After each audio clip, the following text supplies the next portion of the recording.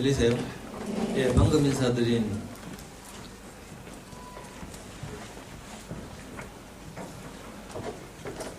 김성도라고 합니다. 1학년 어머니도 손안 들고 있어요. 예, 2, 3학년 어머니들도 많이 오셨는데, 이 학부모 역량 강화 교육 때문에 우리 선생님들도 굉장히 이렇게 바쁘시고 준비하시고, 또 어머니들도 10번에 걸쳐서 이렇게 나와야 되니까 설거지도 하다 말고 막 뛰어와야 되죠. 지금 교육감께서 취임하신 이후로 이제 가장 강조하는 그 교육 정책 중에 하나가 이 학부모 역량 강화 교육인데, 왜 그런가 하면 몇 년 전에 여기서 가까운 어떤 중학교에서 그 아이들이 불행한 일을 당하고 언론에 보도되고 이런 일이 많죠. 그리고 특별히 대구가 좀 이렇게 신문에 자주 보도되고 이러는 바람에 사실은 전국 평균에 불과한데, 교육감께서 이제 학교의 힘만으로는 이런 불행한 일을 다 막을 수 없고, 그 과정에서 부모님들도 함께 관심을 가지고 협력해야 우리 아이들에게 일어나는 이런 이제 속상한 일을 이제 미연에 방지하고 아이들 잘 키울 수 있겠다, 이런 취지에서 이제 학부모 역량 강화 교육을 이렇게 하고 있습니다. 작년까지만 해도 30시간을 이수해야 했죠, 학부모님들께서. 30시간이면요 10번씩 하루에 3시간 10번 해야 돼요. 근데 어떤 학부모님이 교육감님한테 직접 전화를 해가지고 살림해야 되는데 너무 바쁘다. 그래가지고 교육감님이 10시간 줄였어요. 원래부터는 이제 이렇게 10번씩이긴 하지만 2시간. 그죠? 그리고 또 뭐 수업시간, 쉬는 시간 고려하면 1시간 30분 하면 되죠. 또 교장선생님 인사하시느라고 또 20분 지나갔기 때문에 그렇게 얼마 안 걸립니다. 취지가 그렇다는 거죠. 대구광시 교육감님의 이제 주요 관심사이기도 하고, 이제 이걸 계속 하고 싶다, 도움이 된다 싶으시면 원래 교육감 선거 있죠. 또 뭐 이게 불편하다 이러시면 또 뭐 다른 선택의 길이 있을 것입니다. 저는 뭐 이렇게 소개한 것처럼 그렇게 뭐 교육 전문가 이런 건 아니고요.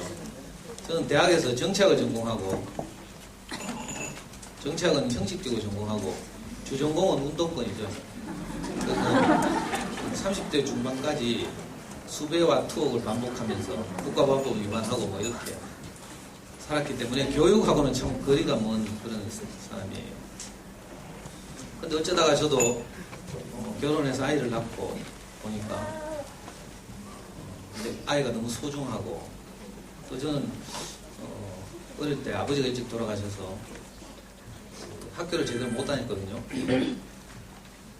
초등학교를 겨우 졸업하고 그래서 했는데가 전부 이제 중학교를 못 갔어요. 그래서 검정고시에 보고 이랬는데, 제 그 어려움을 우리 아이에게는 겪게 하지 않고 싶어서 자녀교육에 관심을 가지게 됐죠. 제가 최초로 자녀교육에 관심을 가진 때가 우리 아이 4살 때인데, 우리 와이프가 하는 걸 보다니 답답해가지고 너무 서글프고, 우리 와이프도 이제 지금 고등학교 고3 담임 하는데 자녀교육 좀 잘할 줄 알았더니 하는 게 영 서글픈 거예요.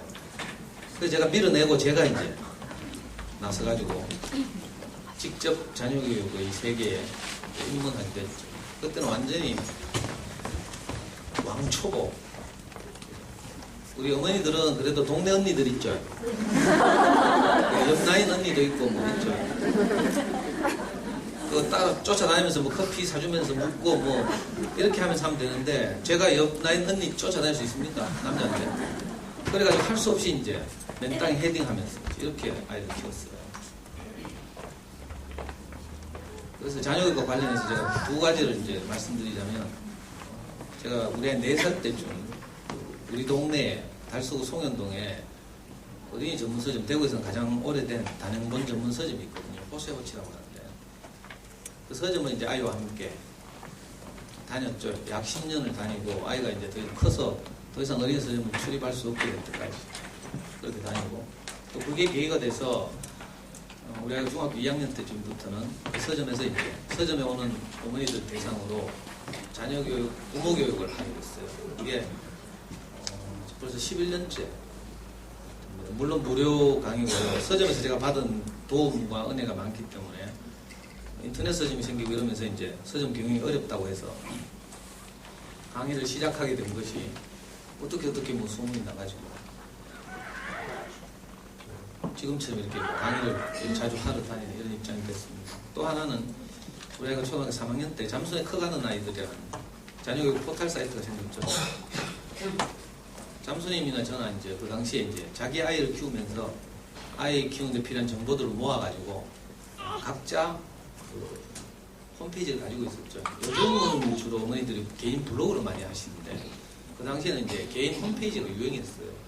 홈페이지를 직접 제작해서 이제 아이를 키우는 정보를 모아서 축적하고 이랬는데 이 잠수님이 저보다 이제 기획력이 훨씬 뛰어나고 이래가지고 홈페이지 이름을 공모하면서 이제 자녀교육 관심 있는 사람들 불러 모았죠. 그래서 지금은 이 잠수에 커가는 아이들 모르면 간첩이 될 정도가 됐죠. 그래서 저도 할 수 없이 내 홈페이지를 접고 초등학교 3학년 때부터 잠수에 들어가서 이제 지금 우리 아이가 초등학교 3학년, 지금 대학교 3학년이니까 10살 때부터 우리 아이 지금 24살이거든요. 군대 갔다 와가지고 14년이 14년. 이제 오리지널로 잠수에 활동을 한 건 한 10년 정도 되고요. 지금도 여전히 잠수의 회원입니다. 오다 보니까 그 현관에 제 이름 옆에다가 잠수에 커가는 아이들 이렇게 소개해놨어요. 그래서 마치 잠수에서 무슨 공식적으로 파견 강사처럼 이렇게 소개되고 있어요. 잠수에는 그런 공식적인 뭐 강사 이런 거 없거든요. 그 잠수의 운영자인 이신혜 씨가 책을 발간할 때마다 교보나 영풍 이런 데 초대되어 가서 잠수의 영어법을 소개하는 정도의 활동을 하시죠. 그리고 저는 이제 잠수에서 오랫동안 활동하면서 좀 알려져서 압박이도 하고 이러니까 좀 희소 가치도 있잖아요. 그래서 좀 유명해져서 우리 아이 고등학교 때인가 그때는 이제 서울에 코엑스에 올라가서 이제 잠수는 회원들 대상으로 3년 연속 이제 자녀교육 강의를 한 적도 있고요. 또 어떤 애는 잠수의 회원들끼리 잠수에 이바지한 회원들을 연말에 투표해서 명예회원으로 선정하는 그런 제도가 있는데 제가 제 아는 모든 잠수회원들 다 동원해가지고 선거운동 한 덕분에 몇 등이에요. 그 엄마들 쎄 천지인데 제가 어떻게 1등 합니까? 그리고 그때가 우리 아이 고등학교 때인데 잠수에 가면 수백 개의 게시판이 있거든요. 근데 저는 이제 고등학생이니까 아주 간단하죠. 고등학생 게시판에서만 활동했어요. 근데 유아 엄마들, 초등 엄마들 저를 모르죠. 옛날에 잠수의 활동 좀 하신 40대 이상 엄마들은 제 대화명 때문에 다 알고요. 근데 겨우 선거운동 해가지고 제가 우등에 뽑혔어요. 명예회원이 된 거죠. 그래서 서울에 올라가서 강남 모 호텔 식당에서 잠수님하고 식사도 하고 대접도 하고 이런 적도 있고. 하여튼 원조 잠수는 오리지널 멤버인데 제 주전공이 그러니까 잠수의 영어공부법 또는 잠수의 수학공부법 뭐 이런 건데 교육청에서는 이렇게 연수를 받은 이제 그 학부영양 강사들에게 이렇게 대상 학부모를 특정하도록 했어요. 그 전에는 뭐 중학교, 고등학교도 많이 다녔는데 고등학교 학부모님들 대상으로 하든지 아니면 초등 저학년, 초등 고학년, 중학생 학부모 이렇게 정하래요. 저는 당연히 정부 입학 받을 많은 초등 저학년 학부모 교육을 하겠다고 자원을 했죠. 그리고 교육청에서 발간한 교재들 다 들고 계실 텐데 초등 저학년 학부모 교육 그 교재가 전체 25차시로 되어 있어요. 그 중에서 각급 학교에서 10차시씩만 이제 10번 교육하는 거죠. 그리고 주제도 2가지를 정하래요. 그래서 제가 하나는 잠수의 영어문법을 소개하는 그런 강의, 다른 하나는 오늘 주제인 부모가 변해야 자녀가 변합니다. 이 2가지 주제를 제가 이제 교육청에 제출을 했거든요. 대부분의 다른 이제 학교들에서는 저보고 이 영어 공부에 대해서 우리 아이 특성에 맞는 영어 공부 시작하기 이런 차시가 있거든요. 그걸 주로 이렇게 원하시는데 어떤 이제 오늘 노변초등학교 같은 경우에 이제 부모가 변해야 자녀가 변한다 이 주제죠. 제 소개가 좀 잘못했습니다. 하여튼 뭐 공식 파견, 잠수는 공식 파견 강사가 아니라는 점. 혹시 명예훼손으로 제가 소송당할까 봐 걱정이 됐어요. 대충 이런 순서로 말씀드리겠습니다. 혹시 그 엄마들이 젊으시고 이러니까 그 영어에 관심 많으시죠? 잠수는 영어 뭐 이런 게 궁금하신 분은 나중에 제 카카오 스토리나 이런 거 이제 들어오시면 제가 5월달인가 여기서 비교적 가까운 그 이마트 경산점 또 이마트 반야월점 이런 데서 이제 잠수는 영어국법을 주제로 제가 강의를 하거든요. 혹시 필요하시면 이제 아니면 다른 초등학교 강의 일정 보시면 이제 그 주제가 좀 우리 죄송스럽기도 하고 이렇습니다. 부모가 변해야 자녀가 변한다 이러니까 부모님들에게 뭔가를 가르치려고 하는 이런 느낌이 들죠. 그리고 우리 아이들이 뭐 짜다 변할 게 있나요? 잘 자라고 있는 거죠. 그런데 제목이 뭐 이러니까 저도 어쩔 수 없이 이 주제에 맞춰서 여러분도 가지고 계신 교재를 보면서 이렇게 말씀드리겠습니다. 먼저는 이제 제 표 보시면 극성은 결코 사랑이 아니다 이렇게 시작하죠. 맞아요? 이 사람 누군지 알겠어요? 예. 뭐 이렇게 붙어있는 지금. 어떻게 보여요? 잘 달릴 것 같죠? 생김새부터가. 동의합니까? 네. 한 사람 더 보여드리겠습니다. 어떻습니까? 잘 달릴 것 같아요? 잘 달릴 것 같죠? 자, 두 사람이 시합을 붙으면 어떻게 되겠습니까? 예? 우리 노변초등 엄마들 똑똑해서 제 유도에 안 걸리네, 그죠? 물론 정답은 종목에 따라 다르다. 이거죠. 그 단거리를 뛰느냐 장거리를 뛰느냐에 따라서 다를 것이다. 이건데 우리가 그런 사전 지식 없이 이 두 사람이 장거리 선수다 단거리 선수다 이런 사전 배경 지식 없이 그냥 얼굴 생김새 보고 누가 잘 뛸 것 같아요? 그렇죠. 솔직히 말해봐요. 솔직히. 볼트가 훨씬 잘 뛸 것 같죠. 자, 그래서 이제 둘이 달리기 시합을 붙는 거예요. 시뮬레이션으로. 자, 봅시다. 보시면 볼트가 뛰고 있는데 뒤에 배경이 보여요? 안 보여요? 너무 빨라서 안 보이죠? 자, 봉주가 뛰고 있어요. 어때요? 배경에 사람들이 다 보이죠? 그러니까 누가 봐도 볼트가 이길 것 같아요. 그렇죠? 제가 왜 이 사진을 이렇게 가지고 나왔는가 하면 우리 젊은 어머니들이 자녀 교육을 함에 있어서 꼭 이렇게 생각합니다. 옆집 현내가 7살밖에 안 됐는데 벌써 구구단을 외워. 그럼 그 아이가 우리 아이보다 훨씬 나중에 잘할 것 같죠? 그런 어떤 생각이 들어요? 불안해지죠? 어떻게 해요? 나도 빨리 뛰어야 되겠죠? 그런 생각 해요, 안 해요? 받아쓰기 막 열심히 연습시키고 하는 이유가 다 그거잖아요. 그러니까 많은 엄마들이 종목에 따라서 승부가 다르다 이걸 알아야 되는데 자, 알고 있는데도 불구하고 현실에서 우리 아이를 키울 때는 이게 안 되죠.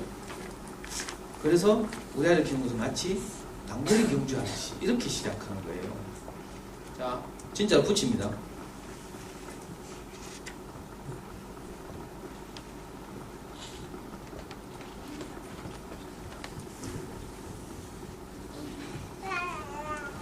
자동 실행이 안 돼요. 클릭해보고 있어. 아니, 어제도 다른 학교에서 됐는데. 예. 아, 이거 자동 실행하도록 옵션을 주문하거든요.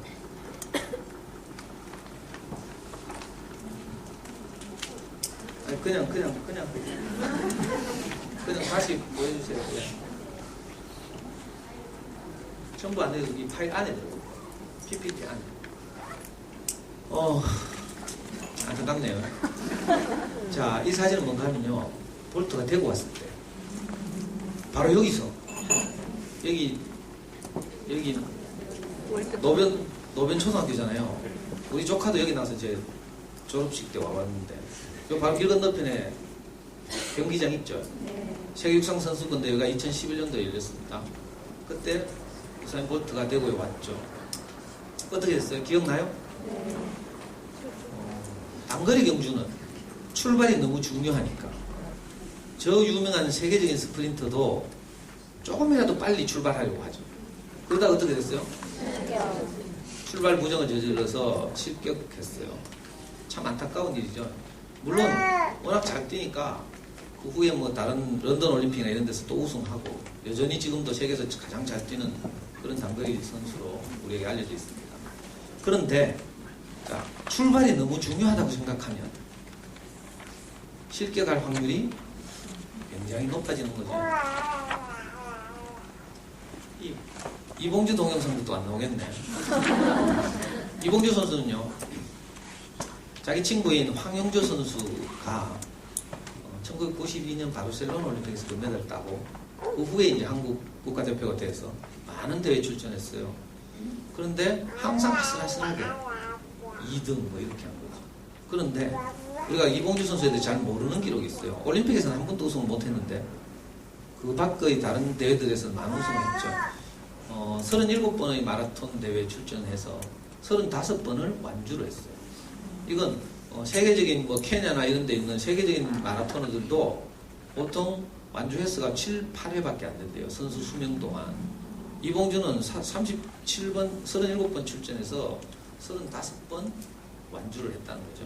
우리가 이 사실을 잘 몰라요. 자, 우리가 아이들 키우는 일은요, 1등 하는 것이 목표가 아니고 우리 아이가 물려받은 재능을 사장시키지 않고 잘 발휘하게 해서 그죠? 자기 인생을 완주하게 하는 거예요. 이거죠. 뭐 좁게 말하면 대학 입시까지라고 하더라도 우리 아이가 자기가 물려받은 재능을 잘 살려서 그죠? 자기 학창 시절을 성실하게 잘 보내게 하는 것. 그러니까 완주에 비교할 수 있는 거죠. 그러니까 출발부터 너무 신경 쓰면 어떻게 돼요? 긴장해가지고 근육 격리를 하고 남들 출발도 안 했는데 먼저 지나가다가 어떻게 돼요? 실격하죠. 마라톤을 해보면요, 우리나라 국가대표들이 보통 유명한 마라톤 대회 나가면 항상 3명이 나가죠. 3명. 자, 우승 후보가 하나 나가요. 그 다음에 이제 시내 유망주, 기록이 가장 좋은 이제 차세대 유망주들이 나갑니다. 그리고 그것도 아니고 저것도 아닌데 그 기록은 한 3위쯤 하는 이런 애매모호한 선수가 또 나가죠. 이런 사람들을 일컬어서 6글자로 페이스메이커라고 하죠. 작년에 개봉한 영화 겨울에 페이스메이커 보셨어요? 흥행이 실패해서 못 봤을 거예요. 왜 그런 줄 알아요? 그 영화에는 페이스메이커가 우승하도록 나와 있어, 영화가. 그러니까 인기가 없지. 페이스메이커는 어떤 역할을 하는가 하면요, 다른 나라들의 우승 후보들을 교란시키는 역할을 해요. 보통 마라톤에서는 35km 지점부터 대부분 승부를 거는 거죠. 스퍼트를 한다고 합니다. 42.19km 가운데. 자, 35km 지점부터 스퍼트를 해서 승부를 가리는 거죠. 그 전까지는 선두 그룹에서, 우승 후보 그룹에서 처지지 않고 꾸준히 자기 페이스를 유지하다가 결정적 시점에서 그죠? 전력 질주를 해서 이제 승부를 보는 거죠. 자녀교육에서 이 스퍼트 지점은 어디쯤 되겠어요? 입시를 경험해보면 알 텐데 2학년 겨울방학, 최상위권 아이들의 경우 2학년 겨울방학이 스퍼트 지점이에요. 그런데 많은 엄마들이 7세를 스퍼트 지점이에요. 특히 이렇게 교육열이 높은 이런 동네, 이게 큰일이죠. 큰일. 그냥 뛰다 다 지치는 거라. 페이스메이커들이 5km, 10km 지점쯤부터 치고 나갑니다. 그러면 중계방송 화면을 보시면 그 1위로 달리는 선수부터 비추죠, 화면에서. 그리고 2위 그룹이 어디 있는가 이렇게 비추기 시작해요. 그냥 5km, 10km 지점부터 치고 나가는 페이스메이커들은 순진한 경험 없는 우승 후보들이 막 겁이 나가지고 따라 나오길 기다리는 거죠. 그러다 보면 오버페이스 해가지고 나중에 뭐 화면에서 사라지고.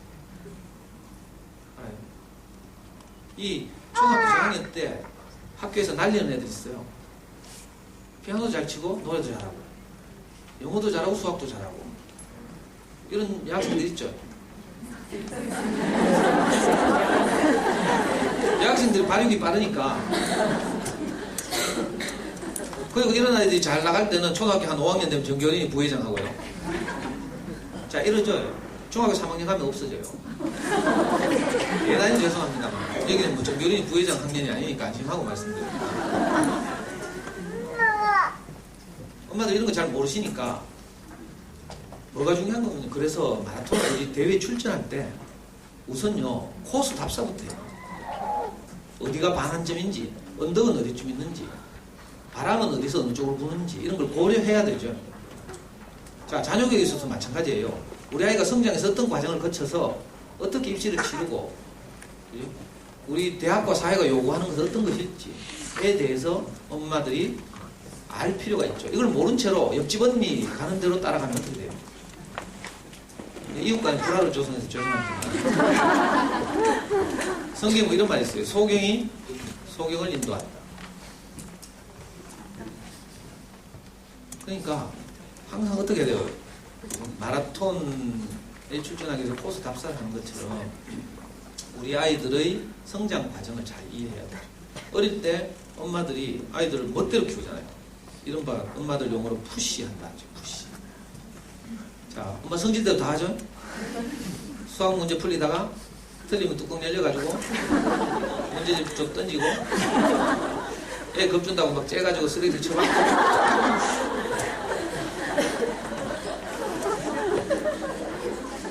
성질 다 내다가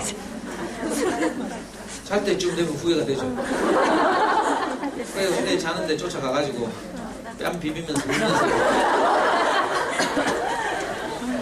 아가야 미안해 하고 잘못했어 아까 미쳤나봐 우리 딸 사랑해 하고 보면서 엄마도 웃는 거 보면 다 경험이 있다. 자기가 경험 없으면 이게 무슨 말인지 모르거든요. 물론 저도 경험이 많죠. 그러니까 저도 아는 거고요.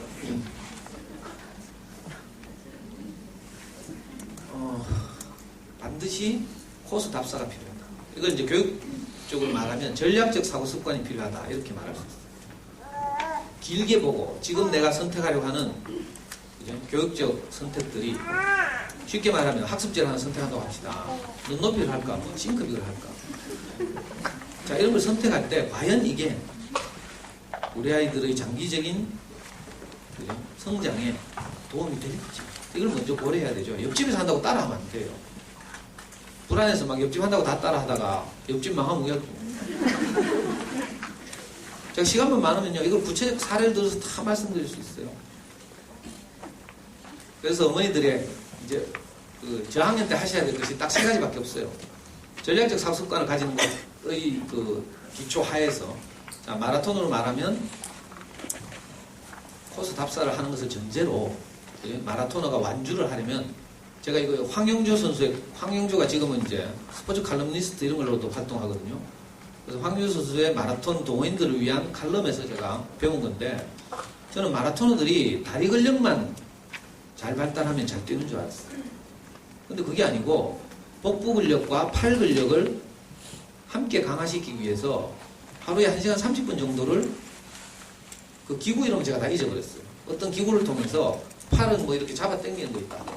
이런 식으로 다리 근력과 함께 복부 근력과 팔 근력도 함께 자라게 되는 거예요. 그래야 몸이 균형 있게 이렇게 준비되어서 마라톤에서 잘 완주를 할 수 있다고 하네요.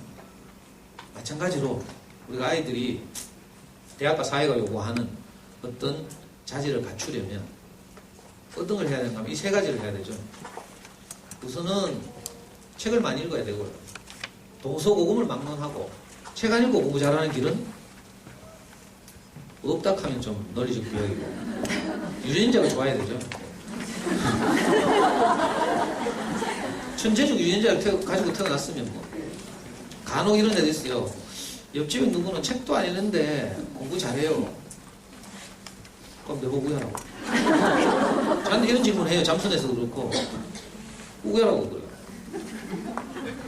그렇다고 뭐 옆집에는 책 안 읽어도 잘한다고 하면 우리 애도 책 읽지 맞아 이거예요? 그건 아니잖아요. 그러니까 예외가 있긴 하지만 일반적으로 모든 우리 아이를 평가하는 모든 그 시험은 다 아직까지 텍스트로 되어 있죠. 대학 수학 능력 시험도 텍스트로 되어 있습니다. 그러니까 당연히 텍스트에 친밀해지는 것이 필요하죠. 그래서 책을 많이 읽어두면 사교육을 많이 절약할 수 있고, 실제로 저는 뭐 이론을 말하는 게 아니고 제 경험을 말하는 거예요. 우리 아이는 4살 때부터 어린이집을 다녔어요. 그 덕분에 뭐 국어와 관련한 어떤 학습지도 해본 적이 없어요. 학원도 물론 다닌 적이 없고. 그 다음에는 이제 수학 공부를 체계적으로 하는 거죠. 어릴 때부터 습관을 잡아서. 엄마들께서 이렇게 불안해하시는 연산 학습지를 많이 하면 안 되고요. 그거 하다 보면 잘못하면 수학에서 멀어지거든요. 그래서 수학을 재미있게 접근하는 이런 이제 고민을 해야 돼요. 그리고 어떻게 하면 우리 아이가 생각하는 힘이 자랄까? 수학 공부 이렇게 접근해야 되죠. 대부분 엄마들이 1, 2, 3학년 때는 주로 1학년 때는 90%가 연산이고 2학년 때는 80%, 3학년 때는 70%가 연산이니까 연산에 너무 목숨을 걸고 있어요. 근데 연산은요, 나중에 한 6학년쯤 되면 다 하게 돼요. 어릴 때 훈련 안 시켜도 돼요. 지금 당장 옆집 애보다 잘할 필요 없잖아요. 지금 옆집 애보다 잘하고 나중에 대학 갈 때 수능 시험장에서 자면 어떻게 돼요? 수능 시험장 가면 수리 영역 수학 시험을 칠 때 30명이 한 교실에 시험을 쳐요. 그런데 30명 중에 제한 시간 100분 동안 끝까지 문제를 풀면서 사투하는 아이는 한 교실에 한두 명 있을까 말까. 나머지는 미리 다 풀고 자겠죠. 그게 아니고요. 어머니들이 이게 안 믿으시니까 그냥 말하기 어렵네요. 그냥 포기하고 자요. 그래서 수학 능력, 대학 수학 능력 시험, 수능 시험에 수학 평균 점수가 이과의 경우 잘 나오면 40점. 보통 난이도가 좀 어려우면 38점. 문과는 좀 쉬우면 32점. 좀 어려우면 28점. 이게 우리나라 고3 수험생의 평균 점수예요. 제 말이 의심스러우시면 한국교육과정평가원 수능 출제기관이에요. 거기 홈페이지 들어가시면 수능 분석 자료들이 탑재되어 있고요. 또 고등학교 1, 2, 3학년들이 늘 모의고사를 치죠. 그 모의고사를 가장 많이 출제하는 신뢰성 있는 기관이 서울시 교육청인데, 서울시 교육청 홈페이지 들어가시면 자료실에 그 모의고사 분석 자료들이 있어요. 그거 보시면 평균 점수 이런 게 다 분석돼서 나오거든요. 그러니까 장기적으로 그렇게 하셔야 되고요. 그리고 영어 공부해야 돼요. 잠수는 영어 공부. 근데 지금 오늘 주제가 이런 게 아니니까 우선 이제 이렇게 길게 보고 뭔가를 준비하는 이런 작업을 해야 된다 이런 말씀 드리는 거예요. 근데 그게 잘 안 되죠. 왜? 주변에서 그렇게 안 하니까 불안하죠. 그러니까 문제 원인이 어디 있는가 이걸 이제 살펴보는 거예요.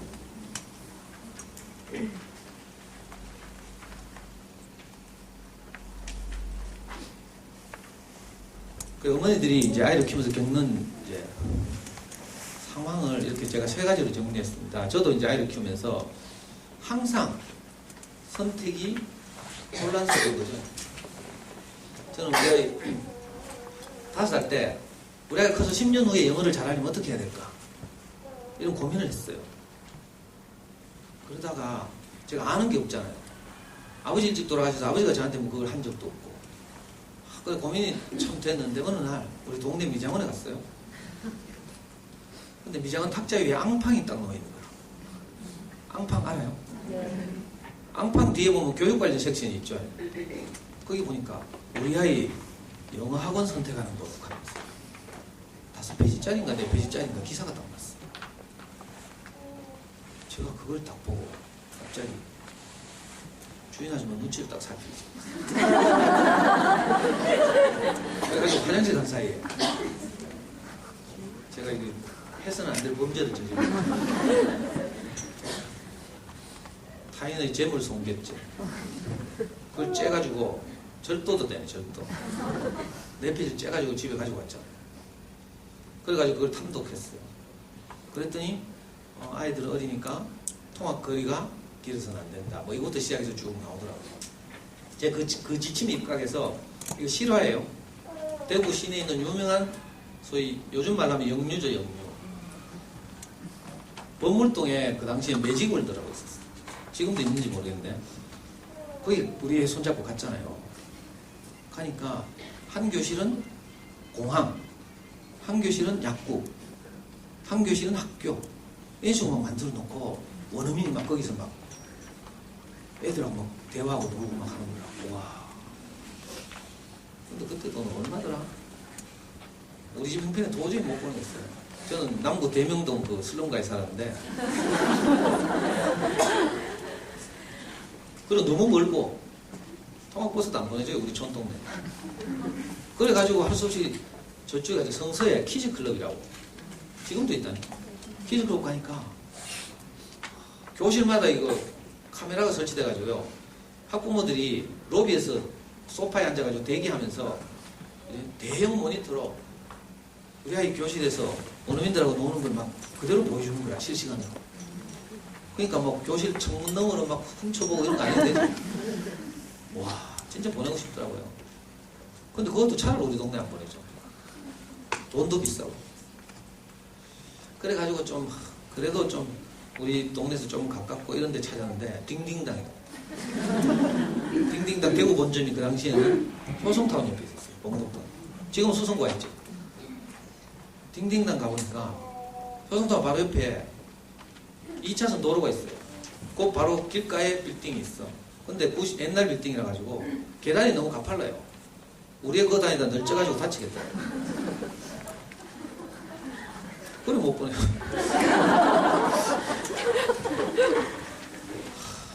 그래가지고 할 수 없이 또 좀 저렴한 학원 찾아봤죠. 그 당시에 가장 저렴하면서도 유명한 학원이 ECC.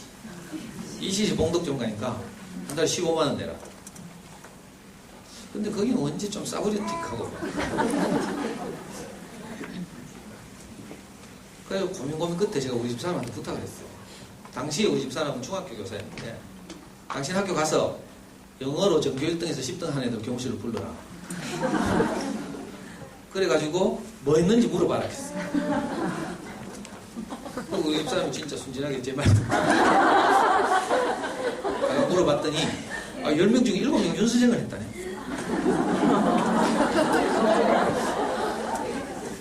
내가 아무것도 모르는데 그렇다니까 어떡해요. 윤수생 해야죠. 그래 5살짜리 우리 애들 그 윤수생 영어 대명지국 쫓아갔잖아. 그랬더니 윤수생에서 하는 말이 애가 너무 어리다고 좀 더 키워가지고. 근데 속으로 기분이 확 나쁘더라고. 우리 애 무시하나 하면서. 그래서 제가 이렇게 말했어요. 우리 애 육체력은 5세지만 정신력은 7세입니다. 근데 씨알도 안 먹겠어요. 그래가지고 한 해 더 키워가지고 그래 겨우 가가지고 윤선생 시작했잖아요. 우리 애가 한 유일한 사교육이 U1이야 U2네. 수학에서 싱크빅 수학을 그때 6세 때 시작한 거예요. 뭐가 합니까? 그 정도 가지고 영어를 윤선생으로 시작한 거예요. 6세 때. 그리고 잠손을 만나서 이 2가지를 접기 전까지 우리가 평생 한 거 이 2가지가 다예요. 피아노 교실도 안 다녔어요.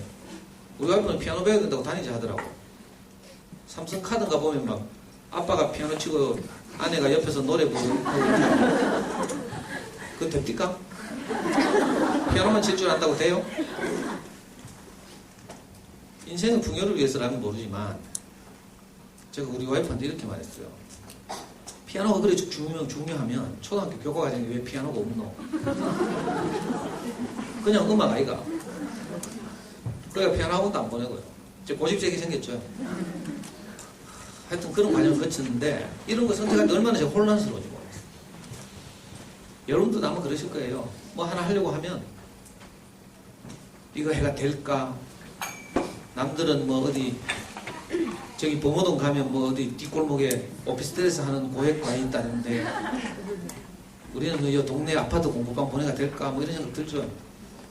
저도 이런 수많은 혼란을 겪었거든요. 그리고 아이와 함께 하루를 열심히 뭐 했는데 잘 때쯤 내가 결산해보면 우라통치밀죠. 뭐 한 게 없어. 진도가 나간 게 없어. 진도가 나갔으면 행복하게라도 해야 되는데 여름 받아 죽겠고 성과는 없고 이렇죠. 그때 그 공허함, 허전함 이게 계속되고요. 이게 커서 나중에 고3 엄마가 되면 애들이 열심히 해서 대학 가죠. 대학 가고 나면 고3 엄마들 흔히 겪는 병이 하나 있어요. 뭐라고요? 정신과 가보면 빈둥지 증후군. 아이 키우는 일이 너무 중요해서 자기 모든 정열을 바쳐서 아이를 키웠는데 원하는 대로 공부해서 서울 가봐요. 그러고 나면 뭐 허전하다니까. 실제로 잠순이 어떤 엄마는 자기가 원하는 대로 아이를 의대에 보냈는데 창원에 사는 어떤 엄마인데 애가 기숙사로 가버렸죠. 한림대 의대로 갔어요. 그러고 나니까 할 일이 없는 거라. 동생이 있어도 동생은 안 돼. 큰애를 키우는데 어린이기 때문에. 동생한테는 관심이 없어요. 아이고 그래가지고 이 엄마가 그 소위 말하는 우울증이 와가지고요. 어쩔 바를 모르는 거라. 그래서 아빠 주유소 하시는데 계속 전화 때려가지고 빨리 들어오는 거예요. 들어오면 막 꼬집고 막 있잖아요. 자기가 막 어쩔 바를 모르니까 막 남편 쥐 뜯고 막 이랬어요 실제로. 그러다 내가 저한테 상담도 하러 오거든요.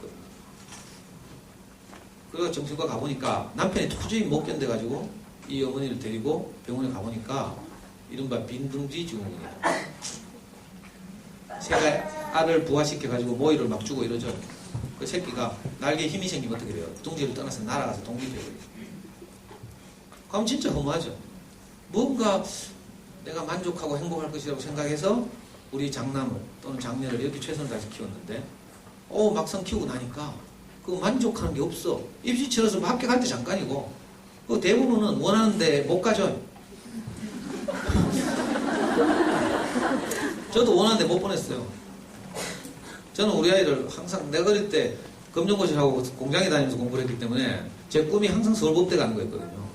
근데 결국 못 갔잖아요. 검정고시하고 뭐 기초도 안 돼 있고 이래가지고 겨우 뭐 미달로 경대법대 갔는데 전두환 장군의 은혜로 제가 대학 갈 때 입시 정책을 확 바꾸는 바람에 사람들이 다 쫄아가지고 다 하향 지원하는 바람에 저는 뭐 점수도 안 되면서 경대법대에 들어갔어요. 우리 아이는 서울법대 보내고 싶었다니까. 근데 이 서울법대 보내려고 하니까 사사건건 나를 따라다니면서 막 정부에서 서울법대를 없애는 거예요. 로스쿨을 만든다 하면서 주요 명문법대를 다 없애보고 로스쿨을 만들고 목표가 없어졌어요. 그 다음에 이제 애들의 로망이 어디예요? 법대 없어지고 나니까. 그거는 문과, 이과잖아. 우리는 의대 관심 없어요. 제가 볼 때는 우리 집사람도 사대 나왔기 때문에 우리 문과 출신이거든요. 그 문과의 로망은 경영대 알아요? 그럼 위에 서울대 경영대 가야지. 근데 결국 저는 못 보냈어요. 내신이 너무 나빠져. 수능은요 제가 시킨 대로 하면 잘할 수 있어요.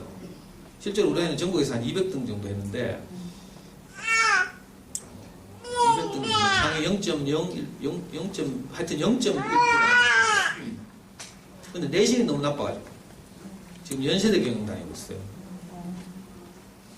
원래부터는 달라지죠. 지금 뭐 고등학부 먹겠지만 원래부터는 서울대에서 지난 10년 동안 정시에서 수능만 보는 게 아니라 내신과 논술을 함께 보는 바람에 연세대 경영, 고려대 경영에 수능 우수자들 많이 뺏겼어요. 대표적으로 대원외고 같은 경우에 한 학년이 450명인데 평균 한 해 서울대를 보내는 아이들의 수가 70명. 나머지는 다 연대, 고대 갔죠. 거의 다. 여기 가면 내신이 안 되니까. 수성구에서도 웬만하면 서울대 가기 진짜 어렵죠. 이제 원래부터 달라졌어요. 이제 내신과 논술을 다 폐지하고 수능 우수자들 받기 위해서 정시에서는 수능으로만 학생들 뽑게 돼요. 엉뚱한 데로 갔는데. 그러니까 항상 불안한 거죠. 제가 아이를 키워보니까 어머니도 그렇죠. 한번 해봐요. 반에서 한 5등쯤 해요. 그 다음에 어떤 생각이 들어요? 3등 안에는 들어야 될게. 3등 하면 어때요? 1등은 해야지. 1등 하면 어때요? 전교권에서 놀아야 돼요. 1등도 같은 1등이 아니거든요. 전교 10등 하는 반 1등도 있고 전교 1등 하는 반 1등도 있어요. 그러니까 이게 끝이 없어요. 그러니까 항상 불안해요. 공부 잘하면 안 불안할 것 같죠? 거기 속으면 안 돼요. 이거 지금 제가 직접 해본 거예요. 공부로는 해도 만족이 없어요. 이게 불가에서는 이걸 비유하기를 아귀에 비유하죠. 불가에서는 6도 윤회한다고 하잖아요. 그죠? 인생이 6가지의 세계를 윤회하는데 그 중에 한 세계가 밑에서 저급한 걸로 말하면 한 세 번째쯤 되는 세계가 아귀의 세계예요. 아귀도라고 하죠. 그림도처에서. 아귀는 어떤 그 귀신인가 하면 목구멍은 바늘구멍만 하고 배는 집채만 하고 그런 이제 상징적인 귀신이에요. 그러니까 어떻게 했어요? 바늘구멍만한 목구멍으로 아무리 먹어도 집채만한 배가 채워질 리가 있나? 만족이 없다는 뜻이에요. 인생이 만족이 없다. 무엇을 채워서 내가 행복하고 만족하려고 하면 만족이 없다는 뜻이에요. 저도 해보니까 공부로는 만족이 없어요. 잘하니까 그때 참 기쁘죠. 시험 잘 치고 하면 기쁘잖아요. 안 기쁘면 그거 이상하지. 근데 그건 잠시고 다음 시험이 또 기다리고 있어. 심지어 우리 아이가 한때는 모의고사에서 전국 5등을 한 적도 있어요. 근데 그건 한 번 시험이다. 한 번 시험. 실제 수능도 아니고. 그러니까 얼마나 불안하겠어. 이걸 보여주는 대표적인 비극이 한 2년 전인가 서울에서 전국 4,000등 하는 아이를 둔 엄마가 애를 전국 1등 하라고 매일 빠따로 때리고 이런 사건이 있어요. 전국 4,000등이면 몇 퍼센트인 줄 알아요? 1%예요. 상위 1%. 문과 수험생이 40만 명쯤 된다고 가정하면 이과 20만 명? 그러니까 4,000등이면 1%죠. 아이가 1% 안에 드는 아이인데 엄마가 전국 1등을 하라고 맨날 혼내고 칭찬 한 번도 안 하고 맨날 빠따로 때리고 이래가지고 애가 시험이 너무 두려운 거라 엄마의 그 욕구를 만족시키려고 하니까 그래가지고 어떻게 했어요? 엄마를 살해했어요. 살해해가지고 7개월인가 8개월인가를 집에 같이 시신과 함께죠. 이런 비극적인 일들이 물론 이건 특별한 경우지만 제가 해보니까 그래요. 그걸로 만족이 없어요. 그러니까 불안하죠. 이게 우리 상태예요. 여기서 예외가 없죠. 사실 우리가.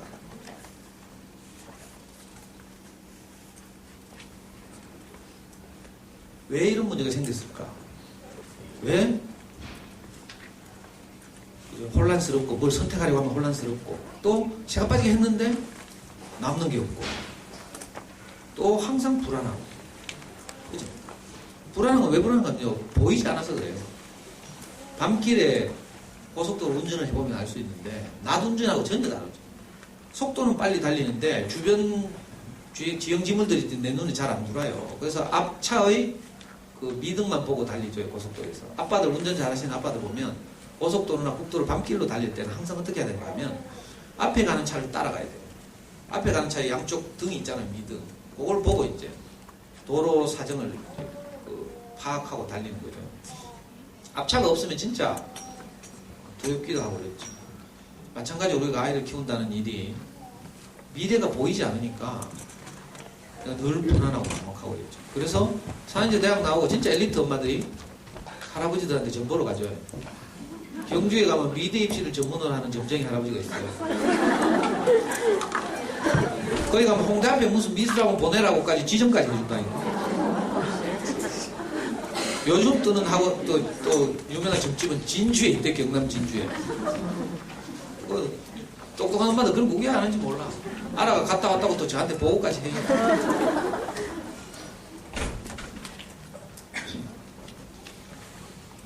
왜 이런 현상이 우리에게서 일어나는가 하면 누군가가 우리에게 그 영향을 미치기 때문이죠.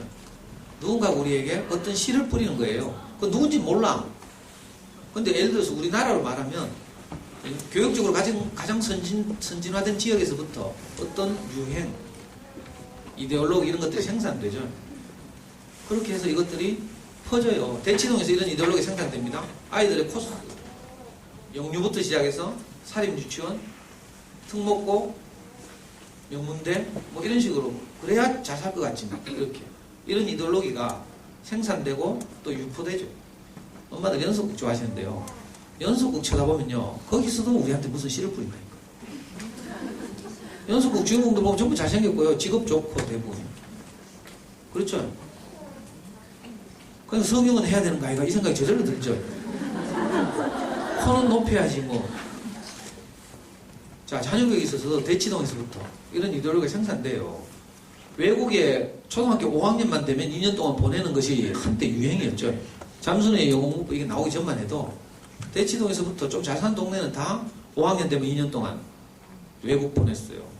그 영어를 끝내고 오자 이거죠. 그 카드 왜 됐어요? 집집마다? 이거 뭐 차마 입에 담게 되는 가족 해체의 비극이 일어난 거예요. 영어 하나를 얻으려다가 지불해야 되는 다른 대가가 너무 큰 거죠. 이게 경제학적으로 말하면 기회비용 이렇게 말해요. 한 재화를 얻기 위해서 내가 다른 재화를 포기해야 되죠. 자, 이런 이데올로기가 생산되면 대치동에서 목동, 분당을 거쳐서 부산 해운대구, 대구 범어동. 저는 범어동에서 가까우니까 뭐 바로 그런 영향을 받죠. 그러니까 그렇게 안 하면 안 될 것 같아요.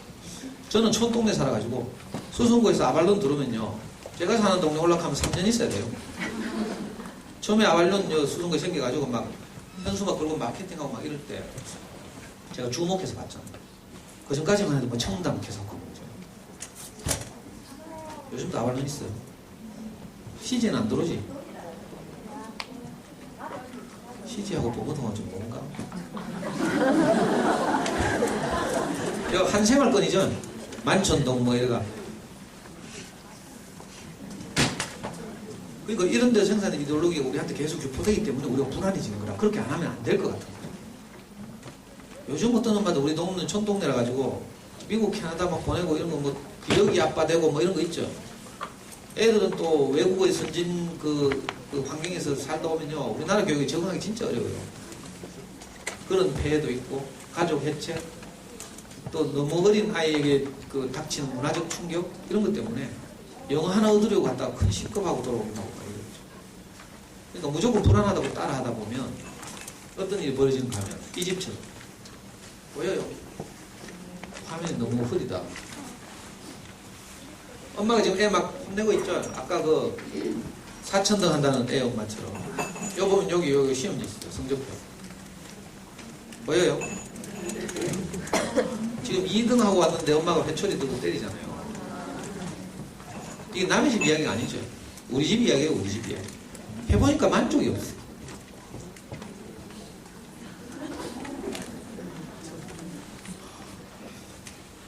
어머니들 꼭 이걸 기억하셔야 돼요.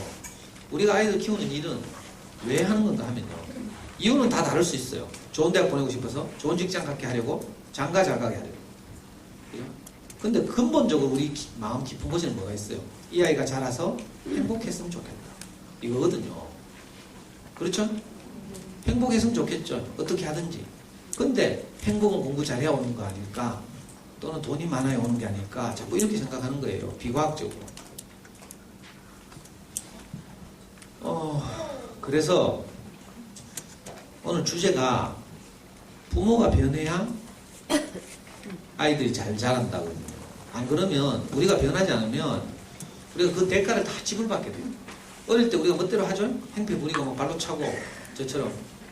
저는 성질 급하게 생겼죠. 거기다가 잠수원에서 5만 정보는 다 들었어요. 잠수에 가면 수백 개의 게시판이 있고요. 글로벌 게시판이라고 해서 외국에 뭐 외교관 상사 주전으로 나간 분들도 있고요. 진짜 똑똑한 엄마들 많거든요. 잠수님도 연대 출신이고, 그 뭐 카이스트 서울대 출신. 잠수님에서 지금 가장 영향력 있는 필자 중에 한 분이 있는데 고은맘님이라고 들어봤어요? 잠수님 하신 분 손 들어봐요. 한 분밖에 없어요. 두 분. 끔찍하네. 이 좋은 동네에서 왜 잠수는 안 하노? 그래 뭐. 거기 가면 가장 영향력 있는 그 영어 교육과 관련된 그 유명한 필자가 있어요. 딸 둘을 진짜 똑똑하게 키우는 엄마인데 이분은 그죠? 서울대 의대를 나왔어.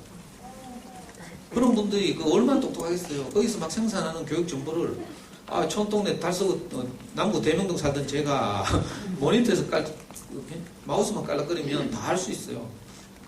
그러니까 내가 아는 게 얼마나 많겠어. 근데 애가 따라와 줍니까? 비극적이죠. 그러니까 제 뚜껑이 열리겠어요? 안 열리겠어요? 맨날 뚜껑 열리죠. 나는 내 인생의 부족함을 내 사랑하는 아이는 겪지 않게 했으면 좋겠다.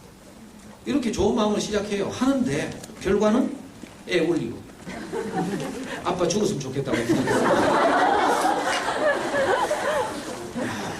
이 비극이죠, 비극. 저는 뭐 PET 교육이나 뭐 이런 것 부모 교육 같은 거 받아보시면 뭐 나전달법을 쓰라 뭐 이런 거 배우죠. 막 무조건 막 화내고 이러지 말고 엄마는 너 때문에 지금 속이 상하단다 애야.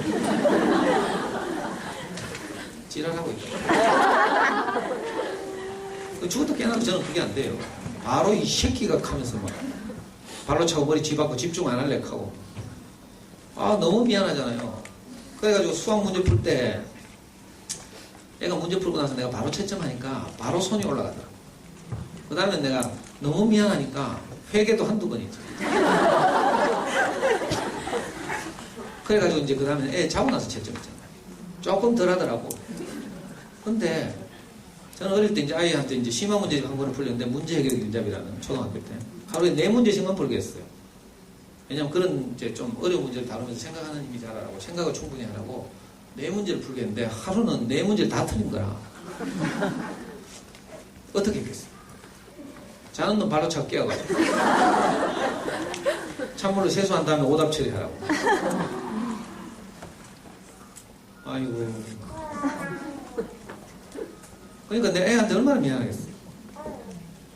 이 사람 살 짓이 아니죠. 엄마도 이런 경우 많을 거라. 아마 3학년쯤 되면 분명히 어디 영어학원 보낼 텐데 영어학원 보내면 그냥 학원에서 가만히 있습니까? 숙제 내주지. 단어 30개씩 외우라 하죠. 좀 센 학원 50개씩 외우라 하고. 그럼 엄마들이 저녁 밥상 물린 다음에 애 단어 테스트 하죠. 자들고 손바닥 때려가면서.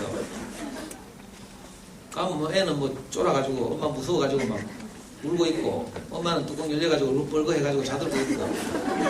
그때 아빠들이 퇴근해 들어오죠. 참 멋진 장면입니다. 아빠들이 돌아가지고 어디 발 둘 데가 없어. 불안해가지고. 속으로는 이게 사람 사는 게 아닌데 싶은데 와이프 지금 뚜껑 열려있는데 그것도 뭐 한마디 했다가는 무슨 봉변을 당할지 모르고 우리가 이렇게 아이를 키우잖아요. 왜 그런가 하면요, 우리 목표가 잘못됐어요. 분명히 우리 속에는 내 인생의 아쉬움을 우리 사랑하는 아이들은 겪지 않았으면 좋겠다, 이 마음으로 다 시작하거든요. 우리 아이는 어찌하든지 행복했으면 좋겠다. 저는 학교를 못 다녔기 때문에 특별히 우리 아이가 학교를 가는 것만 해도 너무 기쁘더라고요. 우리 아이 고등학교 다닐 때 아침에 학교 갈 때마다 내가 사진 찍으려 했어요. 스티커를. 왜? 아빠는 중고등학교를 다녀본 적이 없으니까. 그때 내 그 열등감, 낭패감, 이게 너무 내 인생의 그 상처라서. 근데 우리 아이는 막 절대로 지 얼굴 안 보여주네. 그렇게 소중한 아이인데 막상 현실에서 공부를 시키려고 하면 이놈의 뚜껑이 고장나죠.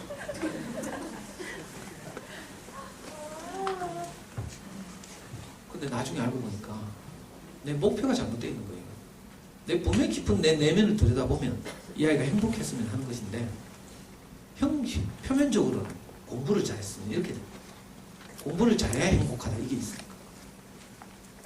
좋은 대학을 가야 되니까. 나중에 알고 보니까 한편으로는 내 대리만족도 있고, 내가 서울국대를 못 갔으니까 우리 아이가 내 꿈을 실현해야지, 이런 것도 있고, 내가 잘하면, 아이가 잘하면 또 내가 영광스러워지잖아요. 부모는 자식이 자기의 가장 큰 면류관이죠. 가장 큰 자랑거리예요. 그러니까 내가 아이를 가지고 자랑스러워하고 싶어요. 시골 우리 장모님 보면 예, 뒷집 할매하고 항상 만나서 하는 게요, 자기 딸 자랑. 우리 와이프 시골에서 중학교 다니면서 늘 전교 1등을 거의 뭐 6학기 중에 5학기를 해가지고 고등학교 대구로 유학 갔거든요. 그 늘 그 자랑하는 거야. 경대 4대 나왔다는 자랑, 선생님 한다는 자랑. 나중에는 뭐 신랑 잘못 만나가지고 고생하니까 딸 자랑은 못하고 이제 그 다음에 손주 자랑. 그렇죠. 우리도 사실은 우리 아이가 잘 자라면 우리가 자랑스럽죠. 그런 것도 있고. 그러니까 처음 생각했던 이 우리 깊은 마음속에 있던 이 동기가 자꾸 왜곡되는 거죠. 왜? 아까 말씀드린 것처럼 다른 이데올로기가 우리에게 영향을 미치는 거예요. 사람은 흙으로 지었다고 하죠. 뿌린 대로 거둔다, 이런 속담이 있죠. 우리에게 뿌려진 것이 나는 거예요. 그러니까 대치동에서 시작된 이런 이데올로기들이 그 교육 특구를 쭉 거치면서 점점 확산돼가지고 커지고 이래가지고, 아이고 우리 동네쯤 오면 우리가 불안해서 못 살게 되고 이런 거죠. 그러니까 자, 이런 굴레에서 벗어나야 엄마들이 이런 걸로 해서 벗어나야 아이들이 정상적으로 재능을 잘 발휘하면서 잘 클 수 있어요. 엄마들이 이렇게 불안하고 이렇게 쫓기면 어떻게 해요? 결국은 단거리 경주하는 거예요. 그래서 자들고 때리고 뭐. 자들고 때리는 건 진짜 교양 있는 일이죠. 진짜 이성적인 엄마들이 자들고 때려요. 그 다음 파리채 들고 때리고. 아빠들은 보통 밀대 들고 나오죠. 청소기 자루나 뭐. 그래서 저도 제정신 차리고 나서 저는 정말 낭패를 보고요. 우리 아이 고등학교 1학년 때 서울대를 보내려고 하니까 아까 말씀드린 것처럼 서울대는 정원의 반을 내신 성적으로만 선발해요. 간단하게 말하면 지역균형 선발 전형이라고 하죠. 그러니까 명문 외고 보내면 서울대 갈 확률이 3분의 1은 날아가는 거라. 지역균형 선발 전형. 그리고 일반 고등학교의 전교 1등들이 전교 1등도 그냥 하면 안 되고요. 3년 내 거의 전 과목 1등급을 받아야 좋은 내신 성적을 받게 되고, 그러면 서울대에서 한 학교에서 3명씩 원서를 낼 수 있는 기회를 주거든요. 전교 3등 안에 들어야 되죠. 문과이가 통틀어서. 그렇게 전교 1등을 해도 가기 어려운 그 전형이거든요. 우리나라 고등학교 수가 약 1,700개. 문과이과 합하면 전교 1등이 3,400명 있어요. 근데 그 전형으로 뽑는 학생 수가 약 800명. 서울대 정원의 3분의 1. 그러니까 내신을 잘 받아야 될 거 아니에요. 그래서 저는 대구에서 제일 공부 못한 학교 보내려고 우리 살던 우리 아파트와 담을 바로 사이에 둔 대원 외고 말고 대원 고등학교, 저 달서구 가면 화원과의 경계 지점이 있거든요. 그거 보내려고 내가 딱 준비를 하고 있는데 우리 와이프가 그 당시에 과학고등학교 근무했거든요. 과거 선생님들 또 어디서 쓸데없는 소리 해가지고 우리 와이프가 그걸 먹었어. 그 시간 버려져가지고. 그래도 고등학교는 괜찮은데 보내야지. 근데 집이 달서구니까 뭐 수성구 경신 대륜 보낼 생각은 아예 없었으니까 달서구에서 그래도 남자애들이 제일 좋아하는 학교를 보냈어요. 그러니까 내신이 600명, 한 학년 600명인데 610명 이랬는데 거기서 어떻게 1등을 해요? 낭창한 비행. 아무리 내 성실하게 내신 공부하라 해도 대충 휘파람 불면서 해가지고 전교 20등, 30등 이 카더라고. 그래서 제가 1학년 1학기 중간고사를 딱 치고 나서 뚜껑이 열려가지고 네가 이래가 되겠나 하면서 제가 도저히 못 참아서 애를 이제 팰라고 오른 주먹을 두고 머리를 한 대 확 집어가려고 하는데 애 손이 딱 날라와가지고 내 손목을 딱 잡더라고. 이게 아빠 손을 잡아?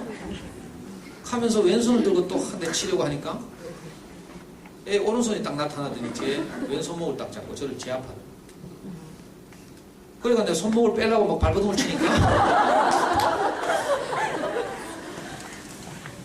저를 애가 벽으로 밀어붙이더라고. 이게 뭐 우리 집만 있는 일인 줄 알아요? 나 지금 웃고 있죠? 좀 있어봐. 아이고, 그래가지고 내가 이게 손을 빼야 좀 혼을 낼 거 아니에요. 열받아서 때문에. 손 빼려고 바둥거리다가 거실에 엎어졌어.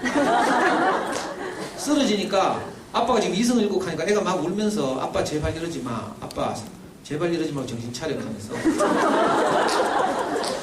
제가 힘을 못 써도 제 위에 딱 올라타가지고 저를 딱 포개고 딱 누워가지고 제 손목을 딱 잡고 막 울더라고. 그러다가 제 낳는 거 막 째지고 6월달 너무 비참하잖아요. 이게 아닌데 어머니도 이런 생각 많이 하시죠. 진짜 이게 아닌데.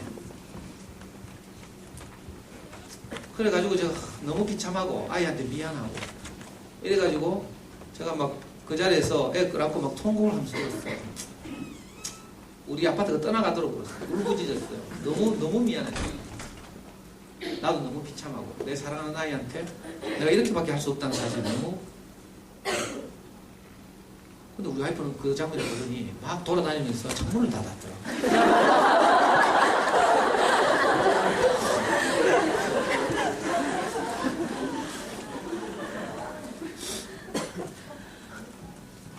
그러나 내가 정신을 차려보죠. 물론 평소에 제가 제 인생의 스스로부터 들었던 말도 있고 행복은 관계를 통해서 발생하는 것이다. 나는 행복이 조건의 완성이라고 생각했어요. 공부를 잘할 때, 돈이 많을 때, 내가 가지고 싶은 것을 가질 때 행복할 줄 알았어요.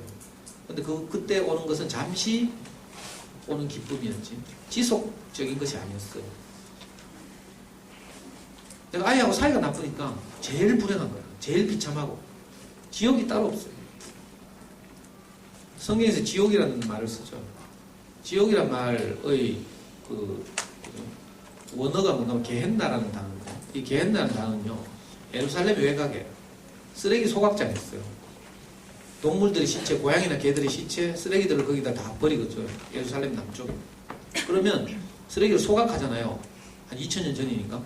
그럼 항상 거기는 뭐가 나요? 악취가 나고, 냄새가 나고, 불이 타고 있고 이래요. 그래서 누군가가 이걸 지옥이라고 번역한 거예요. 근데 지옥이 죽고 나서 뭐 우리 시체가 타는 뭐 그런 것이 아니고 사실. 정말 우리 인생이 자칫하면, 내 위치를 벗어나면 악취가 나죠. 저는 제 인생에서 악취가 나는 경험을 했어요. 내 욕망 때문에, 내 욕심 때문에. 너무 비참하더라고요. 그때 정신이 번쩍 들었어요. 그래서 정말 이거 한두 번 한 게 아니니까 이제 정신 차릴 때가 됐죠. 초등학교 때부터 계속 아이를 스파르타식으로 그렇게 키웠으니까. 그날 제가 이제 아이 앞에서 무릎을 꿇고 진심으로 아이한테 빌었어요. 물론 그전에도 많이 빌었지. 너무 미안했어. 근데 이번엔 진짜로. 그리고 아이하고 맹세를 했어. 아빠가 다시는 네 성적으로 네하고 싸우지 않을 것이다. 그리고 아빠는 어떤 경우에도 너를 사랑한다. 너무 미안하다. 그날 이후로 제가 실제로 아이한테 지금까지 가장 많이 하는 말, 아빠는 어떤 경우에도 너를 사랑한다. 아빠는 어떤 경우에도 네 편이다. 그전에는 네가 100점 맞으면 내 편이고 100개 이상 틀리면 너는 뒤진다. 뭐 이런 마음이었잖아요. 그래서 그날 이후로 우리 아이는 내신에 이제 손 놓고 진짜 장기적으로 수능 공부만 했어요. 내신 공부는 아이 스타일도 안 맞고 그것 때문에 또 싸우게 되니까. 그래서 내신으로부터 자유로운 아이가 됐죠. 그러니까 아무 뭐 걱정 없이 분란 없이 아주 쉽게 대화가 갔어요. 행복에 대해서 다시 생각하게 된 거죠. 미국에 있는 유명한 심리학자 마틴 셀리그만이라는 분이 있어요. 이분은 전통적인 심리학의 반기를 들고 긍정심리학이라는 분야를 창시한 분이에요. 전통적인 심리학이 프로이트나 융이나 이런 사람들을 중심으로 인간의 내면 속에 있는 부정적인 그 항목들이 주목하죠. 어릴 때 받은 상처, 트라우마, 꿈, 뭐 이런 것들을 해석하고 이래가지고 이 부정적인 것들이 어디에서 기인하는가 이런 걸 자꾸 파헤쳤어요. 그리고 그걸 통해서 상담기법, 치료기법 같은 걸 개발하고 이랬죠.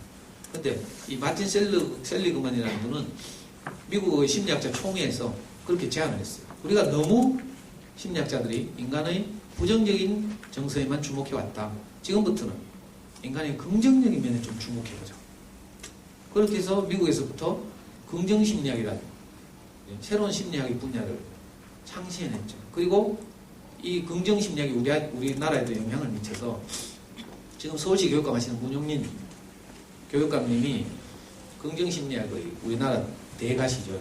서울대 교육학과 교수시기도 하고, 그리고 대구시 교육감 우동기 교육감이 영남대학교 교수 출신이잖아요.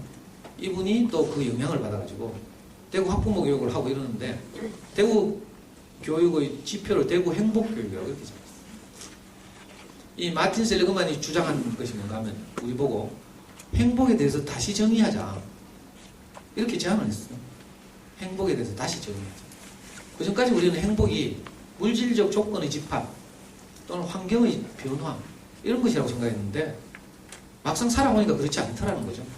우리는 다 자본주의 사회에서 사니까 돈이 가장 중요하다, 소중하다 이렇게 생각하죠. 물론 소중한데 그러나 돈이 꼭 행복과 비례하는 건 아니죠. 이런 경우를 많이 봐요. 우리 주변에서도 돈 때문에 형제간에 갈라져서 명절 때 안 만나요. 처음에는 아주 사소한 일로 시작합니다. 시어머니 칠순잔치 때 얼마씩 각출할까? 자, 형편 좋은 쪽에서는 뭐라 하는 줄 알아요? 형제 중에 똑같이 내자. 형편 나쁜 쪽에서는 형편 따라 내자. 이게 이래가지고 이제 슬슬 이제 갈등이 생기는 거죠. 이게 굉장히 어려운 문제예요. 사법시험의 2차 시험에 논술형으로 주로 보통 출제되는 문제예요, 이게. 헌법 문제, 헌법 문제. 헌법에 보면 실질적 평등과 형식적 평등에 대해서 논하시오. 이런 문제 있거든요. 그러니까 굉장히 어려운 문제죠, 이게. 사법시험 2차에 나오는 문제인데, 그래. 가정주부들이 이걸 풀려고 하니까 당연히 갈등 생기고 형제간에 의상하고. 미국에서도 이런 경우 많았죠. 자, 흑인들에게, 그죠? 사립 고등학교를 따로 쿼터를 배정해서 입학시킬 것인가 말 것인가.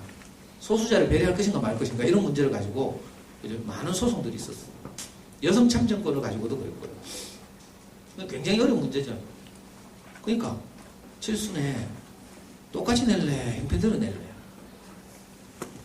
이거 가지고 삐져가지고 시간이 점점 그러면 골이 깊어지죠. 저기 나를 무시하나 싶고 뭐 이래가지고 그중에 심하게 삐진 동서가 설날에 안 오잖아요. 이게 돈 때문에 생긴 일이에요. 돈 때문에. 그러니까 돈 많다고 꼭 행복한 거 아니에요. 또 형제간에 사는 형편이 너무 차이가 나버리면 만나기 어렵죠. 형은 동생한테 미안하고 동생은 형한테 뭔가 기대하고. 야, 이거 제가 경험한 거예요. 우리 집안이 다 중학교를 못 가고 초등학교를 졸업한 다음에 다 공장으로 갔거든요. 우리 형은 인쇄소 사원, 제가 인쇄소 사원, 우리 형은 안경점 사원, 제 동생은 지우개 만드는 공장, 초등학교 졸업하고 다 이렇게 갔어요. 그걸 각자 약진해가지고 어떻게 검정고시 공부하고 이래가지고 우리 형은 지금 대구에서 10층짜리 병원을 운영하는 신경외과 전문의가 됐는데 그러니까 너무 잘 사는 거라. 동생은 운동권 하면서 막 잡혀가고 수배받고 막 이렇게 하나. 지금은요, 뭐 집도 뭐 80몇 평 살고 뭐 있잖아요. 차도 체험해 몰고 뭐. 조카들은 뭐 항상 얼리 어답터라 뭐 애플에서 새로 나온 제품 있다 하면 다 그 집에 가면 책상이 다 널려져 있어요. 아이고. 그러니까 어떤 생각이 드는 줄 알아요? 그냥 지만 저거 우리 형은 중학교 검정고시 한 다음에 고등학교 갔거든. 엄마 혼자서 벌어가지고 형 고등학교 보내니까 저하고 동생은 어떻게 했어요? 고등학교 갈 가능성이 완전히 박탈당하죠. 그 우리는 형한테 항상 빚쟁이처럼 니는 고등학교 갔잖아. 이런 게 있어요. 우리 아버지 돌아가실 때 유언하기를 엄마 혼자서 삼형제를 못 가르치면 둘째를 가르쳐 이렇게 했거든요.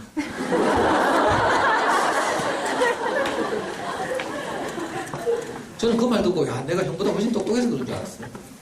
근데 어머니들 키워보셔서 다 알겠지만 첫째를 하도 잡으니까 둘째는 눈치빨이 늘어가지고 알아서 기줘요.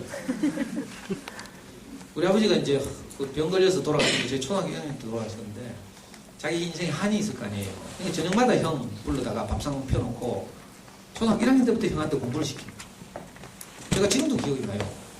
고등학교 국어책을 펴놓고 철수야 이리와 나하고 놀자, 뭐 바둑이하고 놀자, 영희와 이리와 놀자, 나하고 바둑이하고 놀자, 뭐 이런 초등학교 1학년 읽기 교과서 그걸 형한테 계속 암기시키고 이러는 거라. 근데 형은 아빠한테 혼나가면서 하니까 쫄아가지고 버벅거리고 있어. 근데 저는 3살 터울라니까 물론 단칸방이긴 하지만 밥상 주위를 빙빙 돌면서 저절로 외워졌어. 그 형이 막힐 때마다 내가 막 암송을 해. 그러니까요, 우리 아빠가 내가 천재인 줄 알고 둘째로 보고 있으니까. 근데 그 시간 내게 딱 뿌려져 있죠. 그러니까 항상 저는 형한테 대해서 원망이 있어요. 네가 고등학교 갔잖아. 아빠가 내 공부 시켰겠다. 그러니까 형편이 너무 차이 나니까 형제간에 만나는 게 불편해져요. 저는 형한테 항상 기대가 있었어요. 지금은 그렇지 않지만 네가 그래도 내한테 집 한 채는 사줘야 되는 거 아이가. 그러니까 이게 돈이요 꼭 인생의 행복을 가져오는 게 아니에요. 진짜 안타깝지만 우리 주변에서 돈 진짜 많은데 자살하는 사람도 많죠. 우리나라에서 가장 돈 많은 집안의 셋째 딸도 아빠하고 관계가 안 돼가지고 뉴욕에 유학 가가지고 남친 사귀는데 아빠가 결혼을 반대해가지고 그만 자살했잖아요. 이런 일들이 한두 가지가 아니에요. 어떤 사람은 로또 돼가지고 갑자기 그 마을에서 못 살게 되고 이민 간 사람도 있어요. 사람 가족 친지를 다 버리고 갑자기 돈이 많아지니까 이 돈을 어떻게 감당할 수가 없는 거야. 주변 사람들 막 계속 돈 빌려달라고 하고 뭐 로또 한번 내봐요. 전국에 있는 5만 단체들이 기부하라고 연락 온다니까. 그 스트레스도 보통이 아니래요. 뭐 이야기가 너무 길어지는데 그러니까 행복에 대해서 다시 정의하자 이거죠. 이 마틴 셀리그먼의 정의의 제안에 따라서 행복에 대해서 제가 알고 있는, 지금 제가 동의하는 행복에 대한 몇 가지 정의를 어머니들한테 소개해드리고, 어머니들은 집에 가서 각자 과연 행복이 무엇인지에 대해서 다시 한번 생각해 보는 거죠. 그래야 장기적으로 우리 아이를 행복하게 키울 수 있어요. 내가 지금 행복하지 않으면 우리 아이가 오늘 하루를 행복하게 살 수 없죠. 내가 남편과 사이가 안 좋아서 열받아 있어. 누구한테 화풀이 하게요? 애꿎은 애한테 다 하죠. 안 해요? 안 하면 보통 내공이 아니고. 보통 뭐 한강에서 밥 맞고 뭐 어떻게 한다 하죠. 내 상태가 내 가장 친한 사람에게 그대로 투영되게 돼 있어요. 그러니까 문제는 엄마들이 일단 넉넉하고 행복해져야 아이들에게 내가 넉넉하게 돼요. 아이들 학교 갔다 오면, 아이들 학교 갔다 온다는 것은요 보통 일이 아니거든요. 학교 가면 당장 비교에 노출돼요. 스트레스 받죠. 여러분도 학교 다니면서 스트레스 안 받았어요? 저는 초등학교 다닐 때요, 내보다 힘 조금 센 놈들이, 제일 센 놈이 아니고 내보다 막 요만큼 센 애들이 둘이서 나를 얼마나 괴롭히는지. 그런데 도망가서 운동장에 가면요, 운동장에 또 따라와서 모래 뿌리고, 엄마 없다고, 친척 집 얹혀 살고 이러니까. 그러니까 학교 다니는 게 보통 스트레스가 아니죠. 미술 시간에 준비물을 못 해가니까 미술 시간 자체가 공포고요. 애들 학교 가봐요. 다 비교에 노출돼요. 선생님도 공부 잘하는 애들 예뻐하고 뭐 빤하지 뭐. 선생님도 안 그러고 싶어 하지만 저절로 그렇게 돼요. 그러니까 또 힘센 놈들이 뭐 군림하죠. 교실에서. 초등 1, 2, 3학년 때는 뭐 짜다라 크지 않죠. 고학년만 돼봐요. 엄석대 같은 애들이 뭐 수없이 있다니까. 엄석대 알아요? 우리들의 일그러진 영웅이 나오는 주인공. 그러니까 아이들 학교 갔다 온다는 건요 보통 일이 아니에요. 진짜 대견한 일이죠. 그리고 엄마한테 쉬러 오는 거예요. 학교 갔다. 아파트로 돌아오는 게 아니고요, 엄마 품으로 돌아오는 거죠. 근데 이놈의 엄마들이 과일 깎아놓고 있잖아요. 빨리 손 씻고 과일 먹으라. 그 다음에 뭐 하라고? 숙제부터 하고 뭐 할 일 하라고. 그러니까 애들은 지금 학교에서 막 이런저런 스트레스 받고, 물론 놀기도 하고 뭐 이런 경우도 있지만 지 나름대로 스트레스도 있죠. 엄마들도 학부 모임 가봐요. 잘난 척하는 옆에 애들 있는 모임 가면 스트레스 많이 받고 오죠. 그 애들이 어떻게 했어요? 그 엄마 품이 좀 싫어져. 학교에 있을 때는 일도 이야기하고 막 속상한 일 이야기하면 좀 들어주고 이런 풀릴 텐데, 무슨 속상한 일 이야기하면 됐어. 이만 그래? 아니면 뭐 엄마 학교 가서 뭐 따질까? 뭐 말을 못 꺼내게 해. 남편들 퇴근한 엄마들이 하루 동안 있었던 속상한 일을 이야기하죠. 그럼 들어주면 풀리잖아. 근데 애에 대한 속상한 이야기 하면 남편들 뚜껑 열려가지고 애를 바로 부르죠. 그럼 다음부터 애 이야기 못 하잖아. 이거하고 비슷해요. 아이들 학교 갔다 오면 엄마 품으로 돌아오는 것이기 때문에 꼭 안아주고 장하다 하고 오늘 어땠어? 이렇게 묻고 이렇게 엄마를 느낄 수 있도록 이렇게 해야 되죠. 근데 우리 목표가 그게 아니니까, 특히 이 동네 살면 스케줄 쫙 짜있죠. 엄마들 다이어리 보니까 뭐 달력 그려놓고 막 달력에 또 그 다이어리에 안 적은 것도 있더라고. 다른 사람들한테 노출되면 안 돼요. 어떤 어머니가 저한테 다이어리를 보여주면서 선생님 이 중에 뭘 끊을까요? 묻더라고요. 그거 다 끊으라고 했어. 그러니까 그냥 가쁘더라고요. 자, 이거 네이버의 정의예요. 제가 네이버 국어사전 찾아봤어요. 행복에 대해서 여러 가지 정의들이 있지만 제가 가장 동의할 수 있는 정의가, 행복이란 일상에서 기쁨이나 만족을 느끼는 상태. 오늘 내가 아이하고 하루를 열심히 성실히 살았어요. 그럼 잘 때 돼서 내가 행복해야죠. 오늘 내가 하루를 참 잘 살았어. 자, 이렇게 되면 아까 허무함이 없죠. 불안감도 없어요. 그런데 내 목표가 다르게 되면, 목표가 수학 진도 나가는 것이다. 이렇게 되면 학습지 밀려가지고 진도 안 나가고 매주 쌓이면 어떻게 돼요? 밤마다 우라통치 밀죠. 그렇다고 끊자니 불안하고, 안 끊자니 진도 밀리고. 이게 보통 일이 아니에요. 그러니까 일상에서 매일매일 살면서 내가 행복을 추수하는 거죠. 농사를 짓는 사람들이 씨를 뿌려서 가을에 열매를 수확하잖아요. 열매가 없어 얼마나 허망하겠어요. 우리도 아이가 행복하도록 키우는 것인데 내가 열심히 살았는데 행복을 건져올리지 못해. 그럼 허망한 거죠. 그러니까 일단 이 정의부터 꼭 기억해야 돼요. 행복이란 일상에서 내가 기쁨이나 만족을 느끼는 상태. 또 다른 정의도 있어. 행복이란 원하는 것 중 내가 가진 것. 불행은 뭐예요? 반드시 뭐 원하는 것 중 내게 없는 것. 그러니까 내게 없는 것에 주목하면 난 불행하고요. 내가 가진 것에 주목하면 나는 행복해.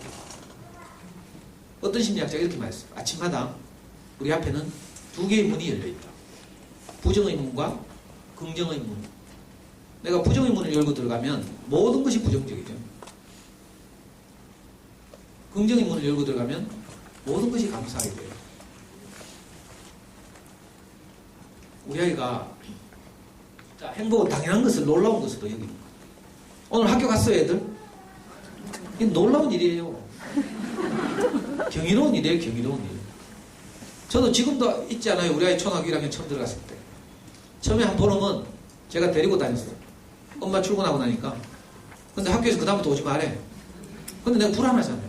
우리는 2월생이라서 또 일찍 들어서 키도 제일 작고 아장아장 지 등판보다 더 큰 가방을 메고 그 학교를 가는데 걸어가면 내 걸음으로 가면 2분 갈 걸 우리 아이는 30분 걸리더라고. 뒤따라가면서 미행을 했어요. 그랬더니 있잖아요. 스파이더맨처럼 한쪽 담에 탁 붙어가지고 골목길을 지나가는데 왜? 저쪽에 개가 하나 있거든. 저 집에. 개가 안에서 막 짖어요. 그러니까 애가 겁이 나가지고 스파이더맨처럼 담장에 착 붙어가지고 있잖아요. 그 집 앞을 지날 때는 후다닥 지나가고 너무 신기하고 경이롭더라고요. 진짜 아이들이 학교 가면 경이로운 일이에요. 근데 엄마들 당연하게 생각하죠. 가면 감수가 없지 뭐. 그래 살던가. 정말 당연한 일이 아니고 놀라운 일이에요. 어떤 제 강의 듣던 어떤 바가 있는데 아이가 잘 자라서 초등학교 때까지 항상 1등하고 중학교 갔는데 중학교에서 저한테 아주 잘 쳤어요. 오늘 갑자기 학교를 못 가겠다. 여학생이 사춘기가 되고 자기 동력이 다 떨어졌어. 이 아이는 뭐 심리학적으로 말하면 착한 아이 컴플렉스죠. 자기도 그 이유를 몰라.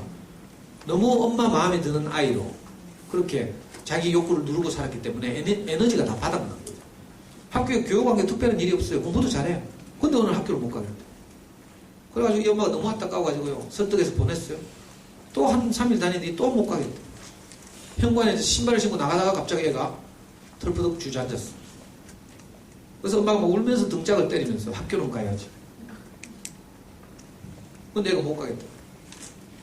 이 엄마가 다행히 제 강의를 3년 동안 계속 듣고 있어요. 제가 지금 어린이 서점에서 제가 매주 나가서 강의한다고 했잖아요.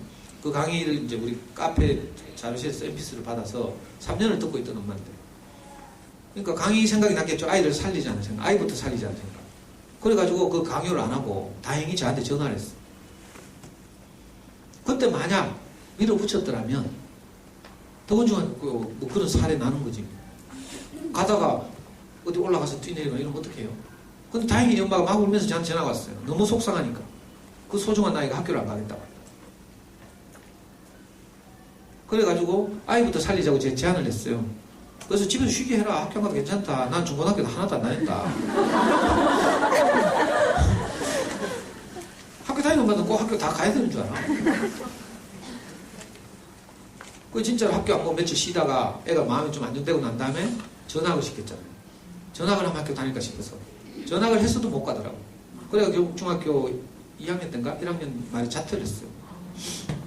그 아이가 지금은 잘 자라서 대구에서 가장 공부 잘하는 여학생이 많이 간다는 자사고 갔어요. 저기 봉덕동 가면 있죠. 모 자사고 요거 잘 다니고 있어요. 이 엄마는 지금 어떤지 알아요?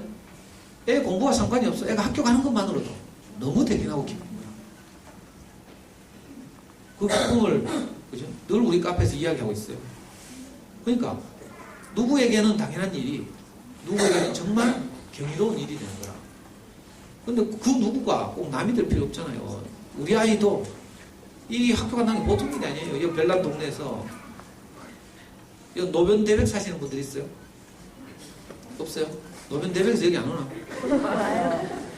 이 노변 대백에 내 조카가 둘이 있거든요. 잠수에서 만난 어떤 엄마인데, 이분이 잠수에서 제 이제 글을 읽고 소문을 듣고 제 강의 들으고 서점에 왔죠. 서점에서 몇 년 동안 강의를 듣다가 우리하고 친해져가지고 우리 이웃이 됐어요. 제가 다니는 교회도 따라 나오고. 잠수네 엄마죠, 잠수네. 그 아이 졸업식 때 내가 여기 왔어요. 아이들 둘이 있는데 지금 하나는 원래 뭐 알랑은 모르겠는데 숙명여대 미디어 학고 갔고요. 하나는 지금 고등학교 3학년인데 이 엄마가 하루는요 애들 초등학교 때 애 둘을 데리고 저를 찾아왔어요. 제가 그 당시에 영남대학교 아이들하고 성경 공부를 하러 모임을 하러 갈 때인데 영남대학교 경산에 앞에 보면 그 광장 있죠, 대군의 앞에. 거기 애들 둘을 데리고 찾아왔어요. 그리고 애 둘의 손을 하나는 제 오른손에 하나는 왼손에 이렇게 쥐어주면서 아이들한테 이렇게 말하더라고요. 얘들아, 혹시 엄마가 죽거든 이 삼촌을 잊지 말고 꼭 이 삼촌을 따라가라. 물론 아빠 있어요. 아빠 버리라는 말이 아니고. 그때 당시에 이 엄마가 간에 5cm짜리 혹이 있었거든요. 자기 인생이 너무 막막하고 아이들은 염려가 되고 이랬는데 어떤 계기로 제 이야기를 쭉 듣고 몇 년 동안 지켜보더니 아이들 저한테 맡기는 거예요.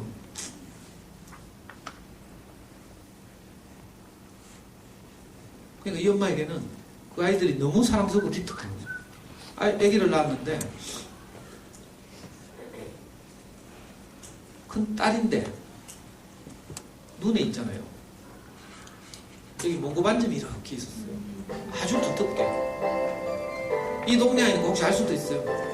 이 엄마가 너무 속상해가지고 아기를 낳고 나서 보름 동안 곡기를 끊었대. 주고 싶어서. 그리고 겨우 용기를 내가지고 아기 어릴 때부터 계속 서울에 다니면서 수술받고 이랬어요. 그래가지고 이 아이가 많이 좋아졌죠. 지금도 여전히 그 상처 흉터가 있긴 한데 지금도 서울에서 대학 다니면서 레이저 치료받고 있어요. 근데 이 아이는 거기에 좌절하지 않고 자기 꿈이 뭔가 뉴스 앵커예요. 그 핸디캡에도 불구하고 그 화장해가지고 얼마나 이쁘게 다니는지 1학년이더라고요. 그 숙명여대 미디어 학부들. 요즘 말로 옛날 말로 하면 신문 방송학과. 그러니까 우리가 어떤 관점에서 보면요 모든 것이 다 감사하게 됩니다. 멀쩡하게 학교 잘 다니고 건강하죠. 정말 놀라운 일이에요. 저는 우리 아이가 이틀 전에 엊그제 전화가 왔어요. 남자애가 거의 전화 안 하거든요. 우리가 카톡에도 다 씹고 지 큰일이 좋을 때 응 하나 하고요. 아빠는 너를 사랑해 하고 있잖아요. 제가 제 인생에 힘이 되는 뭐 성경구절 같은 걸 이렇게 말하기도 하고 아빠의 마음을 표현하기도 하고 이러죠. 그러면 항상 그냥 지나가거나 마지못해 응 하거나 돈 필요할 때만 지금 엄마한테 전화 이런 애가 있어요. 근데 이틀 전에 전화가 왔어요. 뭐라고 전화하는가 하면 예비군 훈련을 받았다고. 근데 워커가 작아가지고 뒤꿈치 다 까졌다고 투덜대면서 전화가 왔어요. 그 무슨 말인가 하면 아빠 칭찬 좀 해달라 이 말이에요. 나가 예비군 훈련 받았으니까. 우리 아이는 군대 가서 정말 고생했거든요. 해경 가서 막 구타를 당하고 이래가지고 애가 막 너무 패닉에 빠져가지고 아빠한테 SOS가 왔어요. 아빠 살려달라고. 잘못하면 지 죽겠다고. 해경에 가서 배를 타고 있는데 배에서 뛰어내리면 끝이잖아요. 그래가지고 저한테 긴급 SOS가 와가지고 제가 진짜 막막한 마음에 그 부대를 쳐들어갔어요. 그래가지고 부대장하고 담판하고 이래가지고 가해자를 아이하고 격리하고 뭐 이런 적이 있거든요. 그 아이를 살려서 안전한 곳으로 배치하고 뭐 이래가지고 겨우 어렵게 군대를 전역했어요. 그런 경험이 있으니까 그때 우리 아이가 아빠한테 살려달라고 SOS를 했을 때 그 전에 제가 고등학교 때 아이한테 늘 이 말을 했다 했죠. 아빠는 어떤 경우에는 너를 사랑한다. 이 말이 아이에게 힘이 돼가지고 저한테 용기가 나서 연락한 거죠. 안 그러고 아빠가 어떤 기준을 가지고 봤더라면 우리 아이는 아마 아빠한테 손을 안 내밀었을 거라. 어떤 짓을 했을지도 몰라요. 근데 그 말이 지게 생각났대. 아빠는 어떤 경우에도 내 편이다. 만약에 제가 어릴 때 공부시키듯이 야 임마 니만 군대 생활하고 어떤 놈은 해병대도 가는 거야. 그게 군대가. 이런 식으로 예를 들면 해경은 진짜 다른 부대에 비하면 쉽거든. 그렇게 말했더라면 얘는 갈 길 없죠. 저한테 손을 못 내밀어요. 대구에서 최근에 이런 일이 많이 일어나서 우리 이 학부 역량 강화 교육이 시작됐다고 하죠. 그게 너무 먼 이야기 아니에요. 저도 우리 애가 이런 일이 닥칠 줄 몰랐어요. 진짜 성실하고 모범생이 착하고 우리 애 별명이 뭔지 알아요? 귀공자예요, 귀공자. 우리 집 형편은 엉망인데 애 생긴 건 진짜 귀공자처럼 생겨가지고 연대 경영학과 애들끼리 각자 집에 놀러 갔는데 광주에 어떤 집에 갔더니 그 집 부모님이 야 니는 귀공자네, 어린왕자 같네 이렇게 말하더라고요. 이미지가. 그러니까 뭐 막 대들고 이런 기질도 아니고요. 정말 온순하고 이래요. 한 번도 이런 일이 관계에서 문제가 생기라고 생각을 안 했죠. 근데 어떤 스님을 만나니까 갈 길이 없는 거야. 그런 일이 있었으니까 겨우겨우 전역했죠. 정말 어렵게. 그리고 이제 첫 예비군 훈련을 받게 된 거예요. 저는 예비군복 입은 적도 없고 군화 신은 적도 없어요. 해경 군화 안 신거든. 경찰 복장하고 구두 신어요. 그렇게 근무하다가 휴가나 나올 때는 그냥 사복 입고 이러거든요. 그러니까 군화 신고 이런 게 낯설고, 근데 지가 막 예비군 훈련 잘 받았다고 저한테 전화가 왔어요. 24살짜리가. 만약에 내가 어떤 기준을 가지고 보면 이게 미쳤나? 그걸 뭘 지금 생색내고 있노? 이렇게 말하면 어떻게 써요? 이게? 저는 진짜 솔직하게 이렇게 말했어요. 우리 아들 장하다. 처음 받는 예비군 훈련에서 낯설고 어색할 텐데 진짜 잘해냈구나. 장하다. 내 아들 사랑한다. 내 생기 이래 생겼어요. 이런 말 할 수 있게. 저는 정말 저 자신으로 이런 말 할 수 없는 사람이에요. 거칠고. 어릴 때 슬럼가에서 자랐어요. 여기 네이티브고. 우리 집사람한테 항상 지적받아. 욕 좀 그만 하라고. 우리 집사람 또 지적질이 또 교사 아이라 할까봐요. 사사건건 지적죠. 퇴근하고 집 문 열고 들어오면 처음부터 지적해요. 신발 잘못 놨다고. 불 켜놨다. 뭐 이런 거. 그러니까요. 당연한 것이 아니고 놀라운 일이에요. 군대 다 갔다 와요. 그렇지만 우리 아이가 갔다 오면 너무 놀라운 일이에요. 저는 우리 아이 그 처음에 입대할 때 진해 해군 훈련소 가서 입소시키면서 내 철조망을 붙들고 울었잖아요. 통곡을. 엄마들도 잘 안 울더라고요. 저는 제 군대 가던 생각이 나서 아버지 없이 자라다가 저도 마지못해서 군대 가게 됐는데 그때 제하고 사귀던 여자친구가 있었는데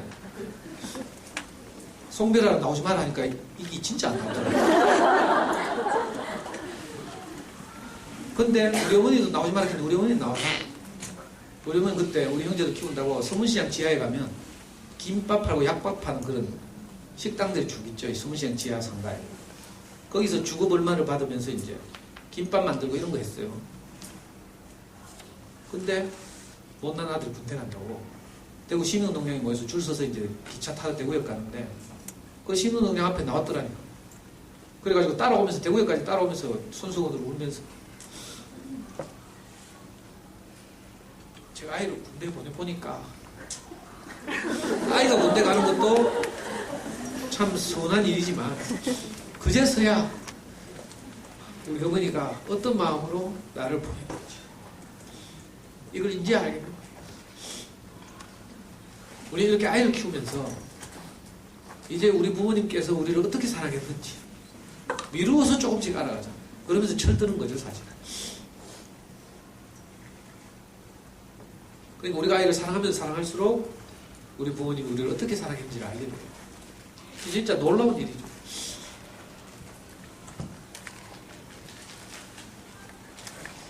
시간은 많이 됐고 눈물 수습도 안 되고 더 드리고 싶은 말씀 많지만 다 생략하고요. 그죠? 오늘 집에 돌아가셔서 진짜 행복이 무엇인지에 대해서 다시 한번 생각해 봤으면 좋겠어요. 혹시 잠수의 영어공부법이나 또는 수학공부법 이런 강의가 필요하시면 제가 마지막에 준비한 거 다 치우고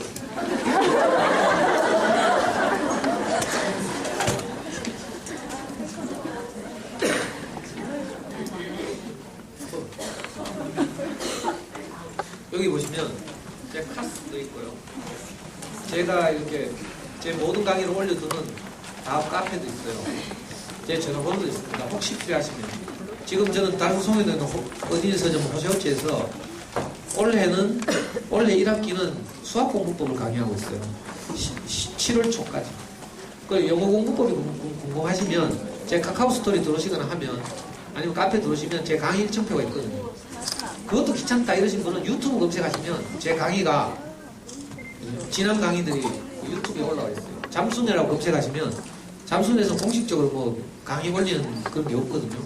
제가 서점 어머니들 대상으로 한 잠순회 공부법 강의가 유튜브에도 올라와 있고요. 다음 카페에 들어오시면 가장 쉽게 많은 자료들을 제공할 수 있습니다. 그 밖에 마이와의 소통이라든지 이런 다른 도움이 필요하시면 저는 뭐 오늘 이 한 번의 만남으로 끝나는 것이 너무 서운하고 혹시 좋은 이웃이 되고 이 노벨대백상 그 엄마처럼 그 엄마는 우리 와이프한테 언니 하면서요.